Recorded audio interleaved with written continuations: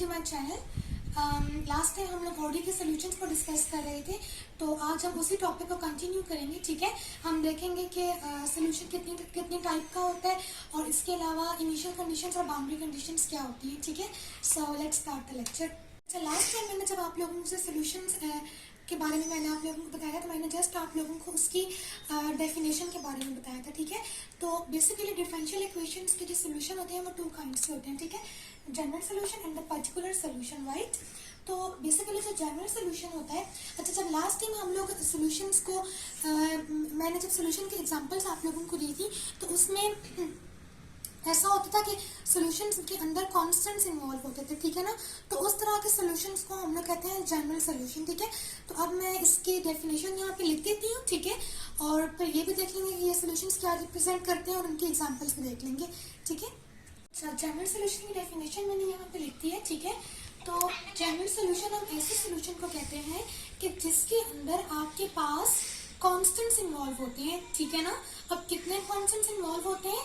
जितना आपका differential equation का ऑर्डर होता है। ठीक है, जब आप डिफरेंशियल इक्वेशन को सॉल्व करते हो तो उसमें जो सबसे पहले जो सोल्यूशन निकलता है उसके अंदर आपके पास कॉन्स्टेंट्स इन्वॉल्व होते हैं। ठीक है ना, वो सोल्यूशन आपके पास इंटीग्रेट करके निकलता है। ठीक है, तो उसके अंदर आपके पास कॉन्स्टेंट्स इन्वॉल्व होते हैं। अब वो जो कॉन्स्टेंट्स होते हैं वो कितने इन्वॉल्व होते हैं? जितना आपका डिफरेंशियल इक्वेशन का ऑर्डर होता है। ठीक है, तो इस तरह के सोल्यूशन को हम कहते हैं कि ये हमारे पास जनरल सोल्यूशन है। ठीक है, अब ये जनरल सोल्यूशन किस तरह से निकलता है ये हम लोगों ने अभी नहीं सीखा, ये हम नेक्स्ट लेक्चर में सीखेंगे। ठीक है, अब इसके अंदर आपके पास देखें, इस सोल्यूशन के अंदर कॉन्स्टेंट्स इन्वॉल्व होते हैं ना, तो कॉन्स्टेंट्स का तो आप अपनी मर्जी से कोई भी वैल्यूज दे सकते हैं। ठीक है, तो यानी तो इसका मतलब ये है कि जो जनरल सोल्यूशन होता है ये बेसिकली क्या रिप्रेजेंट करता है? ये फैमिली ऑफ कर्व्स को रिप्रेजेंट करता है। ठीक हो गया। अब फॉर एग्जाम्पल यहाँ पर एक डिफरेंशियल इक्वेशन है आपके पास। ठीक है, dy by dx plus 2x equals to 0। ठीक है, अब ये जो डिफरेंशियल इक्वेशन है इसका कौन सा ऑर्डर है? ये फर्स्ट ऑर्डर डिफरेंशियल इक्वेशन है। ठीक है, तो इट मींस कि इसका जो सोल्यूशन निकलेगा उसके अंदर कितने कॉन्स्टेंट्स इन्वॉल्व होंगे? Only one constant. ये सोल्यूशन किस तरह से आया अभी हम लोगों ने ये नहीं सीखा। ठीक है, अब ये तो अब देखें, ये फर्स्ट ऑर्डर की डिफरेंशियल इक्वेशन है। इट मींस के इसके अंदर सिर्फ एक ही कांस्टेंट इन्वॉल्व होगा। ठीक है, तो अब ये देखें कि ये इक्वेशन किसकी इक्वेशन है?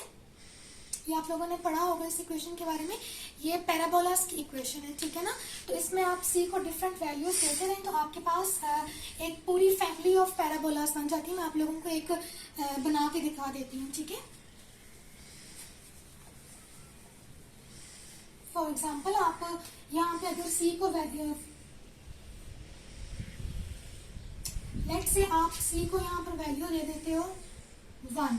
ठीक है ना, यहाँ पे आप सी को वैल्यू दे देते हो 1, तो आपके पास ये इक्वेशन, ये जो कर्व है ये हाँ 0 से पास नहीं करेगा। ये let's say C equals to 1 पर आपके पास ये वाली कर्व बनती है पैराबोला। ठीक है, ओके। अच्छा, इसके बाद अगर आप सी को वैल्यू दे देते हैं 2, तो आपके पास एक और कर्व यहाँ पर आ जाएगी। सही है, इसी तरह से अगर आप c को वैल्यू दे देते हो 3, तो आपके पास एक और वैल्यू यहाँ पर, एक और कर्व यहाँ पर आ जाएगी।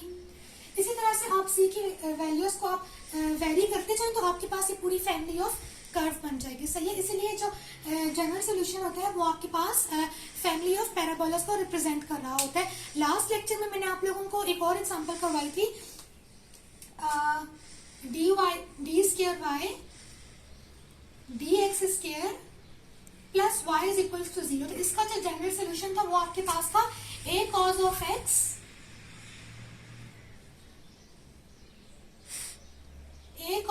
x plus b sine of x equals to 0। ठीक है, तो अब यहाँ पे आप देखें कि ये सेकंड ऑर्डर की डिफरेंशियल इक्वेशन है। इसका मतलब है कि इसके जनरल सोल्यूशन में कितने कॉन्स्टेंट्स इन्वॉल्व होंगे?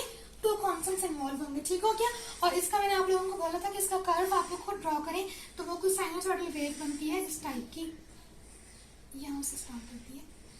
ठीक है, ए और बी की वैल्यूज को आप वेरी करते जाएं तो आपके पास ये फैमिली ऑफ कर्व बन जाएगी। ठीक है, अब हम देखते हैं कि पर्टिकुलर सोल्यूशन क्या होता है। देखते हैं कि पर्टिकुलर सोल्यूशन क्या होता है। ठीक है, जब आपके पास जनरल सोल्यूशन आ जाता है, ठीक है, तो उसके अंदर जो कॉन्स्टेंट्स इन्वॉल्व होती है उनको जब आप कोई वैल्यू देते हो तो उसके नतीजे में जो आपके पास सोल्यूशन आता है उसको आप बोलते हो कि आपका पर्टिकुलर सोल्यूशन है, ठीक है।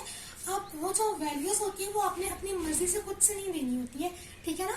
उसके लिए आपको क्वेश्चन में कंडीशंस गिवन होती है। अभी जो मैंने आप लोगों को एग्जांपल करवाई थी उसपे मैंने सी को अपनी मर्जी से वैल्यूज दे दी थी, ठीक है ना। तो ऐसा मतलब मैंने सिर्फ आपको एग्जांपल करवाई थी, ऐसे अपनी मर्जी से आप वैल्यूज नहीं दे सकते हो, ठीक है ना।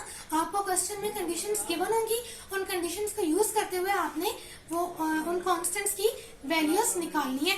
फॉर एग्जाम्पल आपके पास ये इक्वेशन गिवन है, ठीक है, dy by dx plus 2x plus c is equals to 0, ठीक है। अब ये जो इक्वेशन है इसका जो आपका जो जनरल सोल्यूशन है वो है y is equals to x square plus c, right. अब ये इसका जनरल सोल्यूशन है कि मैंने आप लोगों को पहले भी बताया था, ठीक है। अब मुझे इस c की वैल्यू कैलकुलेट करनी है, ठीक है। तो इस c की वैल्यू कैलकुलेट करने के लिए मुझे कुछ ना कुछ कोई ना कोई कंडीशंस चाहिए होंगी। लेट्स से मेरे पास जो क्वेश्चन में कंडीशन गिवन है वो है y of 1 equals to 4, okay. अब ये जो 1 है, ये जो कंडीशंस है ये आपने अपनी मर्जी से नहीं देनी, ये आपको क्वेश्चन में गिवन होंगी, ठीक है। अब यहाँ पे जो वैल्यू लिखी होती है x की वैल्यू होती है, इंडिपेंडेंट वेरिएबल की वैल्यू होती है, और जो इस साइड पे वैल्यू लिखी होती है वो डिपेंडेंट वेरिएबल की वैल्यू होती है, ठीक है। आप ये वैल्यूज पुट करें इस इक्वेशन में अपने जनरल सोल्यूशन में, ठीक है। तो आपके पास c की वैल्यू आ जाएगी 3, ठीक है। इट मीन्स कि जो आपका पर्टिकुलर सोल्यूशन है वो कौन सा है, y is equals to x square plus 3, ठीक है। This is your particular solution. और ये आप जो जनरल सोल्यूशन होता है वो तो आपके पास पूरी फैमिली ऑफ कर्व्स को रिप्रेजेंट कर रहा होता है ना, लेकिन जो पर्टिकुलर सोल्यूशन होता है वो किसी एक उस फैमिली में से किसी एक खास मेंबर को रिप्रेजेंट कर रहा होता है, ठीक है। अब हम देखेंगे कि इनिशियल कंडीशन क्या होती है और बाउंड्री कंडीशंस क्या होती है। जब आपको जनरल सोल्यूशन गिवन होता है और आपने उससे पर्टिकुलर सोल्यूशन की तरफ जाना होता है तो आप डायरेक्टली नहीं जा सकते हैं, ठीक है ना। आपको कुछ कंडीशंस की जरूरत पड़ती है, ठीक है। अब कंडीशंस बेसिकली हमारे पास दो तरह की होती है, एक होती है आपके पास इनिशियल कंडीशंस और एक होती है आपके पास बाउंड्री कंडीशन, ठीक है। तो ऐसी कंडीशन जो कि which is related to only one value of the independent variable, जो कि इंडिपेंडेंट वेरिएबल की सिर्फ एक ही वैल्यू के ऊपर बेस कर रही हो, उस तरह की कंडीशन को हम कहते हैं कि ये हमारे पास इनिशियल कंडीशन है, ठीक है ना। A condition which is based only on the one value of the independent variable is known as the initial condition, ठीक है। तो जब आपके पास कोई डिफरेंशियल इक्वेशन गिवन हो और उसमें आपको इनिशियल कंडीशन गिवन हो तो उसका मतलब यह है कि उस प्रॉब्लम को आप क्या बोलोगे, इनिशियल वैल्यू प्रॉब्लम या तो फिर 1 point boundary value problem, okay. अब देखें कितनी आपको क्वेश्चन में लेट्स से आपको डिफरेंशियल इक्वेशन गिवन है, ठीक है। तो उसमें आपको कितनी कंडीशंस गिवन होंगी ये आपको कैसे पता चलेगा। आपने क्या करना है, उस डिफरेंशियल इक्वेशन का ऑर्डर चेक करना है, ठीक है। तो जितना उसका ऑर्डर होगा ना उससे एक लेस कंडीशन आपको गिवन होंगी, नंबर ऑफ कंडीशंस आपको गिवन होंगी। For example look at this differential equation, okay. इसका जनरल सोल्यूशन क्या होगा,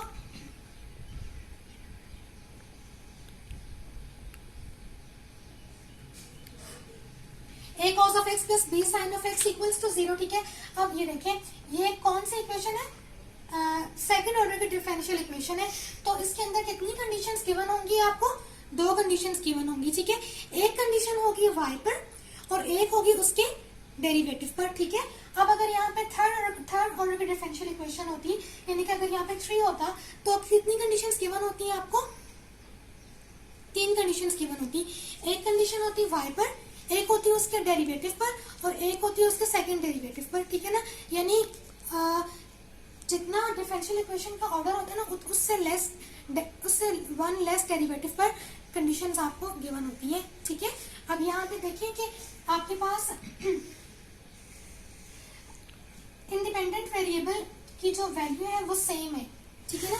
यानी कि these two conditions are based on the same value of the independent variable. That's why these two conditions are known as initial conditions, right?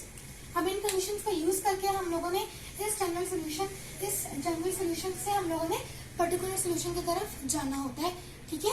अब हम लोग boundary conditions को देख लेते हैं एक दफा, फिर हम उनकी एग्जांपल्स देखेंगे। यहाँ पे मैंने बाउंड्री कंडीशंस की डेफिनेशन लिखी है, ठीक है।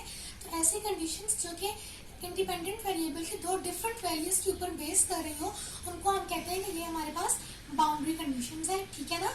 इनिशियल कंडीशन हो या बाउंड्री कंडीशन हो, आपको क्वेश्चन में गिवन होंगी, ठीक है। आपने उन दोनों की हेल्प, आपने इन कंडीशंस की हेल्प से पर्टिकुलर सोल्यूशन निकालना होता है, ठीक है। अब फॉर एग्जांपल ये मेरे पास डिफरेंशियल इक्वेशन गिवन है, सेकेंड ऑर्डर डिफरेंशियल इक्वेशन है, इसलिए एक कंडीशन y पर है और एक कंडीशन इसके डेरिवेटिव पर, ठीक है ना। दो कंडीशंस गिवन होगी क्योंकि आपके पास ये सेकेंड ऑर्डर डिफरेंशियल इक्वेशन है, ठीक है। और अब यहाँ पे आप देखें कि जो इंडिपेंडेंट वेरिएबल की जो वैल्यू है वो डिफरेंट है, एक पे 1 है एक पे 2 है, तो इट मीन्स कि ये आपके पास बाउंड्री कंडीशंस है। अगर यहाँ पे 1 है और यहाँ पे भी 1 होती तो इट मीन्स कि ये आपके पास इनिशियल कंडीशंस होती। अब यहाँ पर हम एक एग्जांपल सॉल्व कर लेते हैं। Solve this boundary value problem to find the particular solution. आपको एक डिफरेंशियल इक्वेशन दे दी गई है, ठीक है, और ये उसका सोल्यूशन है, जनरल सोल्यूशन, ठीक है, और ये आपको दो कंडीशंस भी गिवन है, ठीक है। अगर तो ये थर्ड ऑर्डर डिफरेंशियल इक्वेशन होती तो एक कंडीशन होती y पर, एक होती है उसके डेरिवेटिव पर और एक होती है उसके डबल डेरिवेटिव पर, ठीक है। अब हम लोग को ये जनरल सोल्यूशन गिवन है, हम लोगों ने यहाँ से पर्टिकुलर सोल्यूशन निकालना है। तो हम लोग पहली कंडीशन को, अब देखें एक कंडीशन y पर और एक उसके डेरिवेटिव पर है, इसका मतलब ये है कि हमें y का डेरिवेटिव लेना पड़ेगा। तो y का डेरिवेटिव जब हमने लिया तो हमारे पास ये इक्वेशन आ गई, ठीक। अब हम लोगों ने क्या करना है कि पहली कंडीशन जो है वो यूज करनी है इक्वेशन नंबर 1 में, because it is based, it is on y of 0 equals to 1, ठीक है ना, क्योंकि वो y पर है, इसलिए हम लोग इसको फर्स्ट इक्वेशन में यूज करेंगे। जब हम इसको फर्स्ट इक्वेशन में यूज करेंगे तो हमारे पास जो C2 है उसकी वैल्यू आ जाएगी which is equals to 1, okay. And अब हम लोगों ने सेकंड कंडीशन यूज करनी है जो कि डेरिवेटिव पर है। तो जब हम सेकंड कंडीशन यूज करेंगे इक्वेशन नंबर 2 पे तो हमारे पास C1 की वैल्यू आ जाएगी, ठीक है। तो इस तरह से हमारे पास C2 और C1 की वैल्यूज आ जाएंगी। तो आपके पास जो पर्टिकुलर सोल्यूशन है वो क्या होगा, it will be equal to C1 आपके पास क्या है -1 sign of x plus C2 की वैल्यू आपके पास क्या है 1 कॉज ऑफ x, ठीक है। तो ये सिंपल सा कॉन्सेप्ट और इनिशियल कंडीशन और बाउंड्री कंडीशंस का, ठीक है। तो इससे रिलेटेड जो क्वेश्चंस होते हैं वो मैं एक्सरसाइज के जो क्वेश्चंस होते हैं वो मैं करवाती हूँ शॉर्ट वीडियोस में, तो वहाँ से आप लोग देख लिया करें, ठीक है। एक्सरसाइज के जितने भी क्वेश्चंस हैं मैं वहाँ पर अपलोड करूँगी, तो वो आपके लिए वहाँ से देखना थोड़ा आसान हो जाएगा, ठीक है। आज का लेक्चर हमारा यहीं तक था, ठीक है। तो नेक्स्ट लेक्चर से पहले नेक्स्ट लेक्चर में हम लोग ये सीखेंगे कि डिफरेंशियल इक्वेशंस का जो जनरल सोल्यूशन है वो किस तरह से निकलता है, ठीक है ना।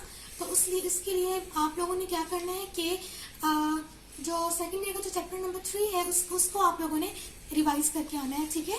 तो फिर अब उसमें ये होगा कि आप लोगों को इंटीग्रेशन का जो बेसिक कॉन्सेप्ट है वो आप लोगों को रिवाइज हो जाएगा। तो इस तरह से क्या है कि आप लोगों को सोल्यूशन निकालने में आसानी होगी, ठीक है। तो आज का लेक्चर बस यहीं तक था। अब हम लोग नेक्स्ट लेक्चर में मिलेंगे, तब तक के लिए स्टे ट्यून्ड, अल्लाह हाफिज़।